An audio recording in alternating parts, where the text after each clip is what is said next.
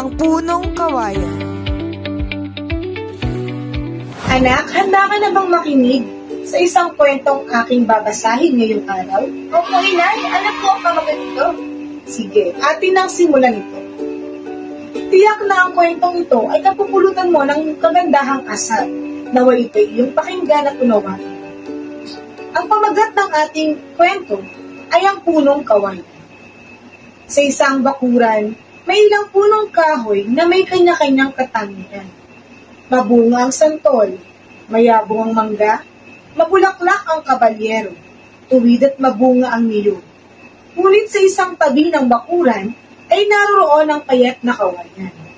Minsan, nagpaligsahan ang mga punong kahoy. Tingnan ninyo ako, wika ni Santol. Hitik sa bunga kaya mahal ako ng mga bata. Tay kita, wika ni Mangga. Mayabong ang aking mga dahon at hitik pa sa bunga. Kaya marami ibon sa aking mga sanga. Higit akong maganda, wika naman ni Kabalyero. Bulaklak ko'y marami at pulang-pula. Kahit malayo, ako ay kitang-kita na. Ako ang tingnan ninyo, tuwid ang puno, malapad ang mga dahon, at mabunga wika ni Niyog. Teka yun, kaawa-awa naman si kawayan. Payat na, at wala pang bulaklak at bunga. Tingnan ninyo, wala siyang kakibo-kibo, lalo na siyang nagmumukhang kaawa-awa. Nagalit si Hangin sa narinig na usapan ng mga punong kahoy. Pinalakas niya ng pinalakas ang kanyang pag-ihip. At isang oras, niyang pagkagalit ay nalagas ng mga bulaklak.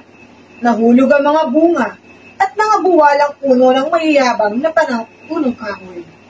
Tanging ang mababang loob na si kawayan ang sumunod-sunod sa hilip ng malakas na hangin ang nakatayo at di nasalan.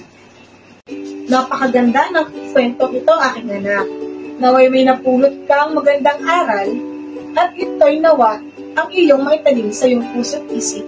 Opo, Inay. Maraming salamat po. Marami po ako napulot na aral sa kwentong iyong binasa. Naway marami ka natutunan, anak. Kaya susunod, babasahan kita ng mas maganda pang kwento. Sige po, Inay. Maraming salamat po.